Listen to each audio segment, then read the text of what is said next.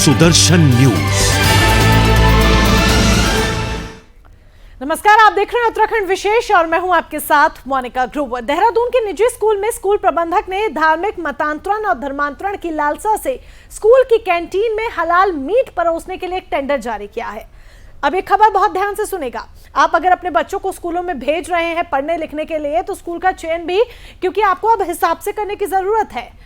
अब ये जो टेंडर जारी किया गया है इससे छात्र छात्राओं समेत उनके परिजनों के साथ हिंदू समाज की धार्मिक भावनाओं को एक बहुत बड़ा आघात पहुंचा है, जिससे हिंदू मान मूल्यों का पालन करने वाले छात्र छात्राओं की धार्मिक मान्यता खतरे में आ गई है, जिसको देखते हुए बजरंग दल को मान मूल्यों की रक्षा के लिए अब आगे आना पड़ा है। बजरंग दल के अध्यक्ष विकास वर्मा ने बताया कि तुरंत तत्काल प्रभाव से सांप्रदायिक टेंडर प्रक्रिया को रोका जाए। यदि ऐसा नहीं होता है तो मजबूरन उन्हें आंदोलन के लिए सड़क पर उतरना पड़ेगा।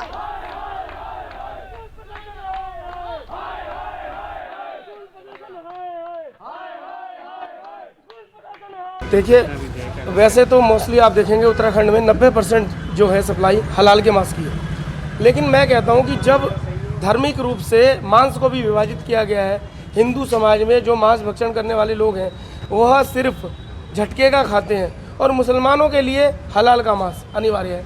कारण क्योंकि हलाल की जो प्रक्रिया है बड़ी कष्टदायी है। पूर्व में भी परशु क्रूरता के नियमों के खिलाफ इस चीज़ को माना गया था और आप देख रहे होंगे एक जो संस्था अपने भारत की है उसने हलाल जैसे नाम का अब वो रोक लगा दी गई है सरकार। कोविड-19 महामारी में स्वास्थ्य सेवाओं में स्टाफ की काफी कमी देखने को मिल रही है, जिसको पूरा करने के लिए उत्तराखंड और राज्य सरकार ने करीब 2621 नर्सिंग स्टाफ के पदों पर नियुक्ति निकाली। आपको बता दें कि 4 महीने में 3 बार भर्ती परीक्षा रद्द हो चुकी है। अब नर्सिंग स्टाफ भर्ती प्रकरण में रिश्वत के लेन देन के कुछ ऑडियो क्लिप सोशल मीडिया पर वायरल हो रहे हैं। इस ऑडियो में नर्सिंग कोर्स करे छात्रों के बीच अविश्वास का वातावरण पैदा हो रहा है और स्वास्थ्य विभाग की कार्यशैली को कटघरे में खड़ा कर रहे हैं। इसी कड़ी में देहरादून के गांधी पार्क में जनक्रांति विकास मोर्चा ने धरना दिया और सरकार के खिलाफ जमकर नारेबाजी की। मुख्यमंत्री जी होश में। सर, हमारा धरना प्रदर्शन आज इसलिए है क्योंकि अभी हमारी 10-12 साल बाद नर्सिंग की भर्तियाँ आई हैं, लेकिन उस भर्ती में 3-4 बार ये भर्ती पोस्टपोन्ड हो चुकी है। सरकार के द्वारा हो रही है बार बार ये। तो हमारे ये मांगे कि बार बार क्यों ये पोस्टपोन्ड हो रही है। हमारे जो बेरोज़गार युवा हैं जितने भी हैं घर में बैठ के तैयारी कर रहे हैं, कई लोग जॉब छोड़ के अपनी पढ़ाई कर रहे हैं, तो ये लोग अपने को ठगा हुआ महसूस कर रहे हैं क्योंकि बार बार सरकार उसे पोस्टपोन्ड कर रही है। साथ में आजकल कुछ एक ऑडियो भी वायरल हो रहा है जिसमें धांधली की बात कही जा रही है, लाखों रुपयों की बात की जा रही है, सरकार को करोड़ों रुपये देने की बात की जा रही है। रामनगर में हुई हत्या के मामले में अपराधियों को पकड़ने के लिए उत्तराखंड पुलिस की तलाश लगातार जारी है। आपको बता दें कि रामनगर पुलिस को बीते दिनों अज्ञात शव मिला था, जिसकी छानबीन करने पर शव की पहचान सलीम अहमद के रूप में हुई। दरअसल सलीम बीते दिनों बुकिंग पर निकला था, लेकिन रास्ते में ही उसकी हत्या कर दी गई और आरोपी मौके से फरार हो गया, जिसकी तलाश में पुलिस जुट गई है। जो प्रथम दृष्टया जो आया था वो ये था कि जो कंप्लेनेंट है उसके पिताजी टैक्सी चलाते थे और वो बुकिंग पे गए थे, ऑनलाइन बुकिंग के उस पर जो है नैनीताल गए थे। बाकी जो है विवेचना में जो एविडेंस आएंगे उसके आधार पर जनपद नैनीताल द्वारा कार्रवाई की जाएगी। मुख्यमंत्री तीरथ सिंह रावत ने चंपावत जिला अस्पताल में वर्चुअली पीएम केयर्स फंड के अंतर्गत 100 एलपीएम का क्रायोजेनिक ऑक्सीजन जनरेशन प्लांट का लोकार्पण किया, जिसकी स्थापना से ऑक्सीजन के मामले में जिला आत्मनिर्भर बन गया है। वहीं मुख्यमंत्री ने बताया कि कोरोना पर प्रभावी नियंत्रण के लिए राज्य सरकार हर संभव कोशिश कर रही है। मौके पर मौजूद डीएम विनीत तोमर ने बताया कि जनपद में ऑक्सीजन सप्लाई की व्यवस्था यहीं से की जाएगी। वहीं डॉक्टर आर के जोशी सीएमएस का कहना है कि प्लांट में 3 बड़े ऑक्सीजन सिलेंडर है, जिसकी क्षमता 27 सिलेंडर के बराबर है।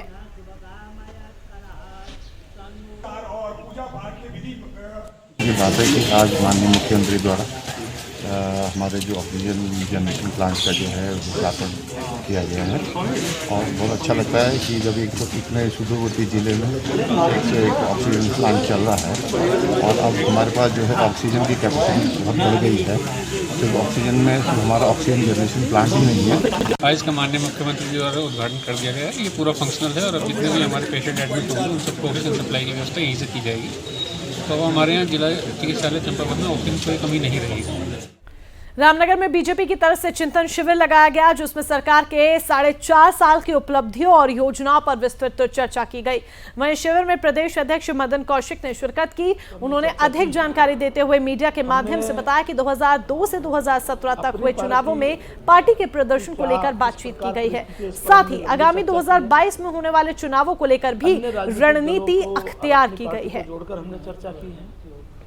हम लोगों ने 2000 टोक्यो ओलंपिक खेलों के लिए स्पोर्ट्स स्टेडियम गोपेश्वर में सेल्फी पॉइंट बनाया गया है। इस दौरान सेल्फी लेने का शुभारंभ अंतर्राष्ट्रीय स्तर पर कांस्य पदक विजेता परमजीत सिंह, राष्ट्रीय स्तर पर पदक विजेता मानसी नेगी और आदित्य नेगी ने किया। इस दौरान रोड टू ओलंपिक पर भी चर्चा की गई। आपको बता दें कि टोक्यो में ओलंपिक खेल 24 जुलाई 2020 से 9 अगस्त 2020 के बीच होने थे, लेकिन महामारी के कारण उन्हें 1 साल के लिए टालना पड़ा, जिसके बाद इस साल यानी कि 2021 में 32वें ओलंपिक खेलों का शुभारंभ किया जाएगा, जिसकी शुरुआत 23 जुलाई से 8 अगस्त तक जापान के टोक्यो में होगी। पोखरी में बद्रीनाथ विधानसभा के विधायक महेश भट्ट ने गांव के मंगल दलों और युवक मंगल दलों को खेल और सांस्कृतिक सामग्री का वितरण किया। इस दौरान उन्होंने कहा कि विधायक निधि से हर गांव से ग्राम सभाओं को महिला मंगल दलों और युवक मंगल दलों को सामान बांटा जा रहा है, ताकि हमारी संस्कृति का प्रचार प्रसार हो सके, साथ ही खिलाड़ियों को आगे बढ़ने का भी मौका मिलता रहे।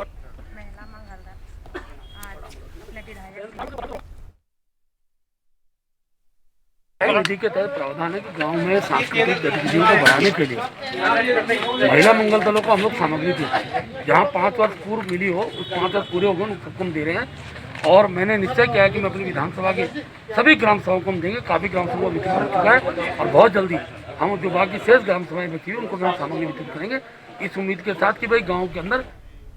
पौड़ी जिले में कोरोना की तीसरी लहर से बच्चों को बचाने के लिए स्वास्थ्य विभाग ने कड़े एहतियात बरतते हुए अब 18 साल से कम उम्र के बच्चों का स्वास्थ्य परीक्षण करना शुरू कर दिया है।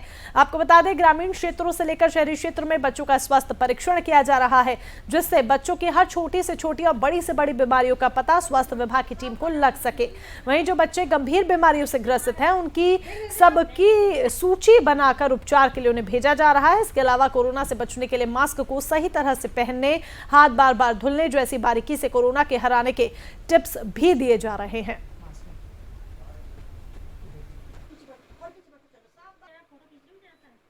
सुनीता पवार आज दिनांक 29 जून 2021 को बाल स्वास्थ्य कार्यक्रम टीम खिरसू के द्वारा आंगनबाड़ी कोटी में 0 से 18 वर्ष के बच्चों का स्वास्थ्य परीक्षण किया गया।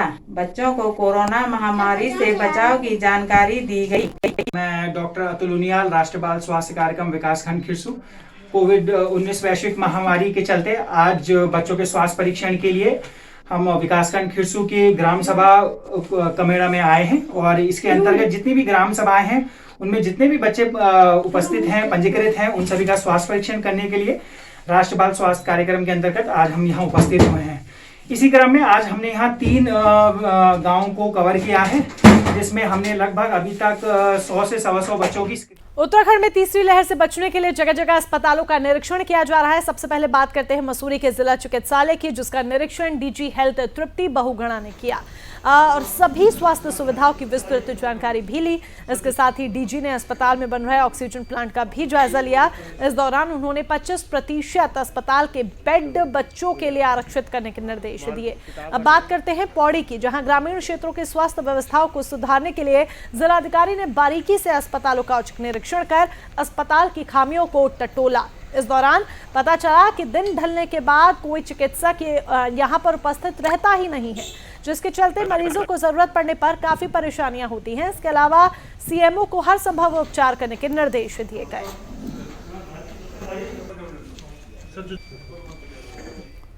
टिहरी के विधानसभा धनसाली में भारतीय जनता पार्टी के जिला उपाध्यक्ष और भारत गैस के संचालक सोहन लाल खंडेलवाल की ओर से आर्थिक रूप से कमजोर परिवारों को राशन किट, सैनिटाइजर बांटा गया।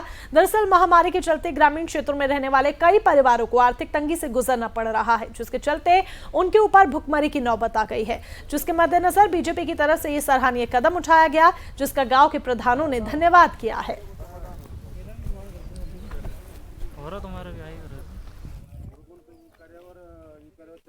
ये कोविड महामारी जो पूरा वैश्विक महामारी है, और पूरे विश्व में ये फैला है। धीरे धीरे इंडिया में भी स्थिति खराब रही है और ये महामारी जो हमारे पर्वतीय अंचलों में फैली है, सरकार ने बहुत अच्छा निर्णय लिया है इसके लिए कि इसके लिए लॉकडाउन किया है। लॉकडाउन से काफ़ी हद तक हमारे केसेस में कमी आई है और आप देख रहे होंगे निरंतर ग्राफ इसका नीचे जा। हल्द्वानी में मूसलाधार बारिश ने नगर निगम के दावों की पोल खोल कर रख दी है। आपको बता दें, महज 1.5 घंटे की बारिश में कालाढूंगी हाईवे समेत नवाबी की ओर जाने वाली सड़क जलमग्न हो गई, जिसके चलते यातायात में वाहनों को दिक्कतों का सामना करना पड़ा। वहीं राहगीरों के लिए पैदल चलना तक असंभव सा हो गया है, जिसका सारा ठीकरा स्थानीय लोगों ने हल्द्वानी नगर निगम पर फोड़ा है, क्योंकि नालियों की लगातार साफ सफाई नहीं होने से जलभराव की स्थिति बन गई है। ऐसे में यहाँ की सड़कें और यहाँ की नालियों के हालात सब राम भरोसे की है।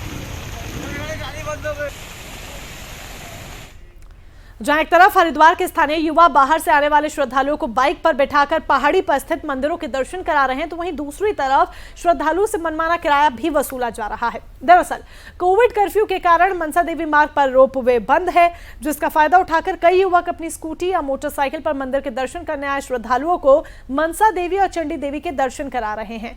पहाड़ी पर बाइक चढ़ाने के एवज में उनसे 100 से 200 रुपए चार्ज किया जा रहा है। वहीं खड़ी पहाड़ी होने के कारण इस काम में भारी जोखिम है। पाबंदी के बावजूद पहाड़ी पर बाइक चढ़ाना नियमों का उल्लंघन करना है, जिसकी शिकायत मिलने पर पुलिस ने इस संबंध में कड़ी कार्रवाई करने की बात कही है। अभी कोविड महामारी के दृष्टिगत जो धार्मिक स्थान भी हैं, तो वहाँ भी कुछ प्रतिबंधों के अधीन ही श्रद्धालुओं को भेजा जा रहा है और लगातार पुलिस टीमें लोगों को अवेयर भी कर रही हैं कि आप मास्क लगाएं, सोशल डिस्टेंसिंग का पालन करें। इसी क्रम में मनसा देवी जो मार्ग है, उस मार्ग पे ऐसी शिकायत मिली थी कि कुछ वहाँ के स्थानीय युवकों के द्वारा अपने स्कूटर में यात्रियों को बैठाकर। रावली महदूद के प्राथमिक विद्यालय पाठशाला नंबर 2 में कोरोना संक्रमण से बचाव को लेकर वैक्सीनेशन कैंप का आयोजन किया गया। आपको बता दें, कैंप में वैक्सीनेशन लगवाने के लिए स्थानीय लोगों का जमावड़ा देखने को मिला, जिसके चलते नियमों को ताक पर रखकर सोशल डिस्टेंसिंग की धज्जियां उड़ती नजर आई। वहीं मौके पर मौजूद प्रधान प्रतिनिधि प्रमोद पाल ने मीडिया से बातचीत करते हुए बताया कि भीड़ को देखते हुए स्थानीय पुलिस को अवगत करा दिया गया है। इसके अलावा स्थानीय नागरिक संतोष कुमार का कहना है कि वो सुबह 8 बजे से लाइन में खड़े हैं। यहाँ किसी भी तरह की कोई व्यवस्था सही ढंग से नहीं की गई है, जिसकी वजह से काफी ज्यादा परेशानियां हो रही हैं।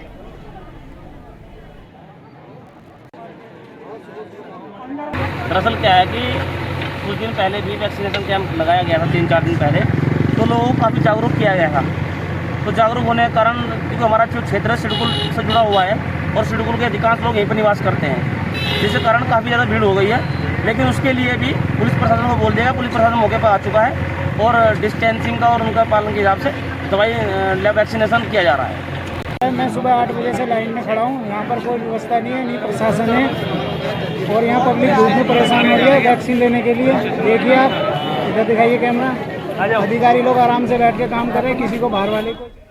NH 58 पर दिन ब दिन सड़क हादसों की संख्या में वृद्धि देखने को मिल रही है, जिसके चलते हरिद्वार के पुलिस अधीक्षक ने संयुक्त टीम के साथ मिलकर हरिद्वार से नारसन बॉर्डर तक के लिए एक्सीडेंटल जोन का निरीक्षण किया और जिस स्पॉट सबसे ज्यादा जहां पर सड़क दुर्घटनाएं होती हैं, वहां पर अधिकारियों को बैरिकेडिंग और CCTV कैमरे लगाने के निर्देश दिए। साथ ही कहा कि जो भी चालक तेजी से हाईवे पर वाहन चलाएगा, CCTV कैमरे की फुटेज के आधार पर MV एक्ट के तहत उसके खिलाफ कानूनी कार्रवाई अमल में लाई जाएगी।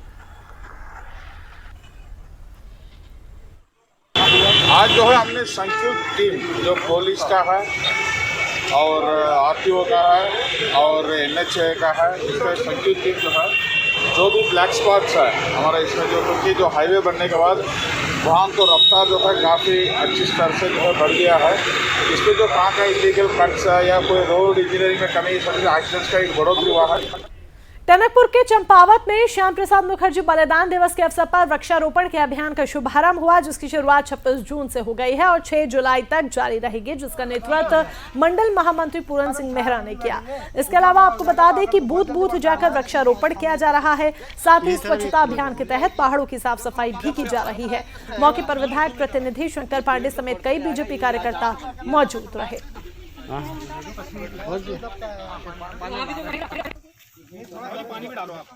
हमारी पार्टी से डॉक्टर श्यामा प्रसाद मुखर्जी के बलिदान दिवस पर दिनांक 23 से 6 जुलाई तक जो है वृक्षारोपण कार्यक्रम, सफाई कार्यक्रम, ये सारे कार्यक्रम पार्टी द्वारा आयोजित किए गए हैं, जिसी के क्रम में हम अभी टनकपुर में वृक्षारोपण कर रहे हैं। अभी हमने छीनी गोट में वृक्षारोपण किया है, इसके बाद हमारा सैलानी गोट में कार्यक्रम है, पहाड़ में हर, और ये योजना ये है कि बूथ स्तर तक।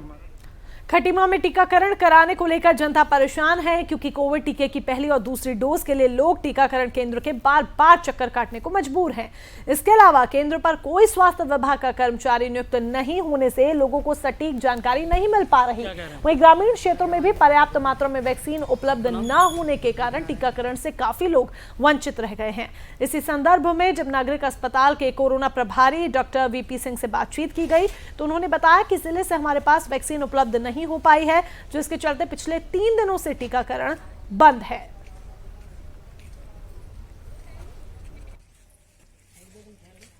तीसरी बार लौट रहे हैं, पहले भी जो है 2 बार आ चुके हैं, 2 बार मैडम खुद आई यहाँ पे, तीसरी बार मैं जो है खुद डेट लिखा के ले गया 28 जून को। 84 दिन हो रहे हैं इनके करके, बोला किसी भी हालत में संडे हो मंडे हो तो आप 28 जून को इंजेक्शन लगाने के लिए आने के लिए बताया। आज इंजेक्शन खत्म है। जो वैक्सीन हमारे पास कोविड-19 की, उससे हम लोगों ने गाँव में जाकर टीकाकरण किया है। करीब 65,000 लोगों को हम लोग टीका लगा चुके हैं। खटीमा में पीलीभीत रोड पर स्थित कृषि मंडी के पास रेलवे पटरी के किनारे संदिग्ध अवस्था में एक शव मिला, जिससे आसपास के इलाके में हड़कंप मच गया। वहीं इसकी सूचना पुलिस को दी गई है, जिसके बाद पुलिस ने मौके पर पहुंचकर शव की तलाशी लेने पर आधार कार्ड मिला, जिसके आधार पर शव की शिनाख्त हरीश कुमार के रूप में हुई, जो न्यूरिया जिला का रहने वाला है। फिलहाल पुलिस ने शव को पोस्टमार्टम के लिए भेज दिया है और आगामी जांच में जुट गई है।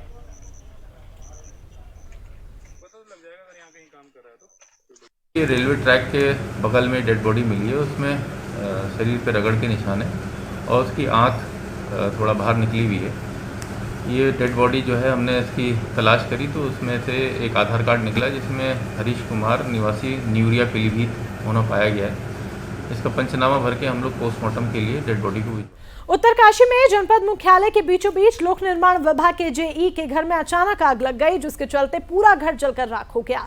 आग लगने के तुरंत बाद घर के अंदर मौजूद 6 लोगों ने किसी तरह से भागकर अपनी जान बचाई। वहीं इसकी सूचना मिलते ही मौके पर पहुंची दमकल विभाग की गाड़ियों ने आग पर काबू पाया। फिलहाल आग लगने का कारण पता नहीं चल पाया है, जिसकी जांच प्रशासन ने शुरू कर दी है। और इसी के साथ फिलहाल के लिए बस इतना ही, लेकिन तमाम महत्वपूर्ण खबरों के लिए आप जुड़े रहें सुदर्शन न्यूज के साथ। जय हिंद। आप देख रहे हैं सुदर्शन न्यूज।